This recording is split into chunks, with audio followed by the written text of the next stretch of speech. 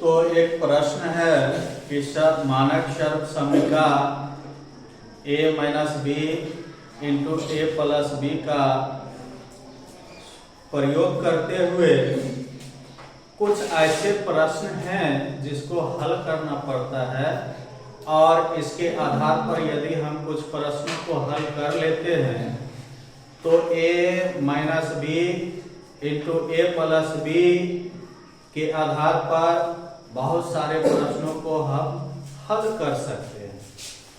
तो हमारे पास कुछ एग्जाम्पल है और इस एग्जाम्पल में हम देख रहे हैं कि a minus B into A plus B. तो हमने जान चुका है कि a minus B into A plus B, इसका फॉर्मूला क्या होता है a square minus B square. हो रहा है कि नहीं हो रहा है? तो यहाँ पे इसको किस सर्व समीका के आधार पर हम प्रश्नों को हल कर सकते हैं? तो यहाँ पे हमारा IQ लेवल कहाँ तक जाता है, ठीक है।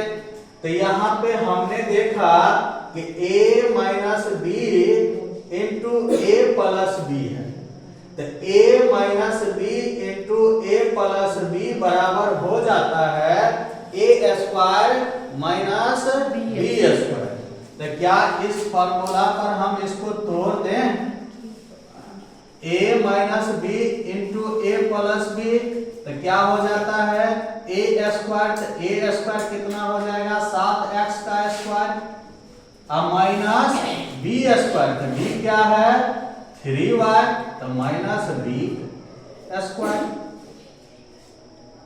क्या हो जाएगा 49 x स्क्वायर माइनस 3 दिया 9y स्क्वायर। यही क्या हो जाएगा, कोई दिक्कत? उसके बाद दूसरा प्रश्न है। दूसरा प्रश्न में हम क्या देख रहे हैं 95 का स्क्वायर माइनस 5 का स्क्वायर। तो इस प्रश्न में हम क्या देख रहे हैं कि अभी यह प्रश्न a square minus B square में है, a square minus B square में है। तो इसको हम किस रूप में तोड़ देंगे a minus B into A plus B के रूप में तोड़ देंगे। कोई दिक्कत? क्योंकि a minus B into A plus B का फॉर्मूला होता है a square minus B square. तो इसको हम क्या करेंगे, अभी a square minus B square में है तो इसको हम क्या करेंगे a minus B into A plus B में क्या करेंगे, इसको तोड़ देंगे। तो क्या इसको हम ऐसे बना सकते हैं a minus B into A plus B. तो 95 में 5 घटाएंगे तो कितना होगा 90। अब 95 में 5 जोड़ेंगे तो 100। अब ब्रैकेट हटेगा क्योंकि इसके बीच में कोई चिन्ह नहीं है, तो ब्रैकेट हटेगा तो गुना का चिन्ह हो जाएगा ना। तो क्या इसको गुना कर दें? 9 को 1 से गुना करो तो 9 क्या 0 3 को 0, यही क्या हो जाएगा। कोई दिक्कत? अब रह गई तीसरा प्रश्न। अब तीसरा प्रश्न कैसे बनेगा?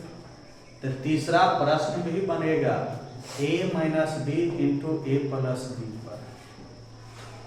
अब यहां पर हम क्या करेंगे कि a माइनस बी और a प्लस बी बनाना पड़ेगा, ठीक है। जैसे 996 है तो अगर इसको 1000 हम मान लें, 1000 में यदि हम 4 घटा दें तो क्या 996 पूर जाएगा? पूरेगा कि नहीं पूरेगा? तो a माइनस बी हो गया ना। अब यहां क्या है 1004, तो क्या इसको a प्लस बी कर दे। हुआ कि नहीं हुआ? हुआ ना। 996 गुना 1004, इसको हम किस रूप में तोड़े? a minus B into A plus B के रूप में तोड़े। तो यदि 1000 में हम 4 घटाएंगे तो 996 पूर गया। और यह क्या हुआ? a minus B. आगे हम बढ़ते हैं, 1004 तो 1000 में यदि हम 4 जोड़ देते हैं तो 1004 पूर गया। और यह भी क्या हो गया? a माइनस बी, तो a प्लस बी। हुआ कि नहीं हुआ? तो a minus B into A plus B के रूप में आ गया। तो a minus B into A plus B का फॉर्मूला क्या होता है? a square minus B square. तो क्या इसको 1000 का स्क्वायर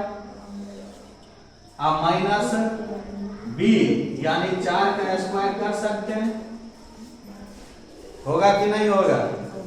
चल, 1 पर क्या 0?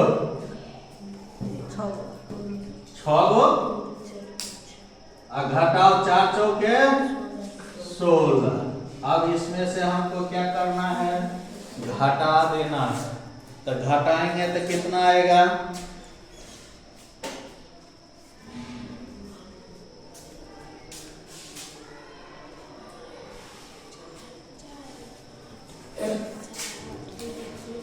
घटाओ, 0 में से 6 घटेगा, यहां से हासिल लेते जाएंगे तो 10 में 6 गया कितना? यहाँ कितना बचा? 9। 9 में से 1 गया, यहाँ कितना बचा?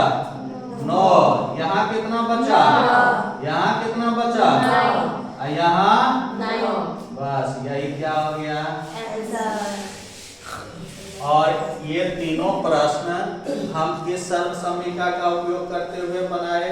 a minus B into A plus B.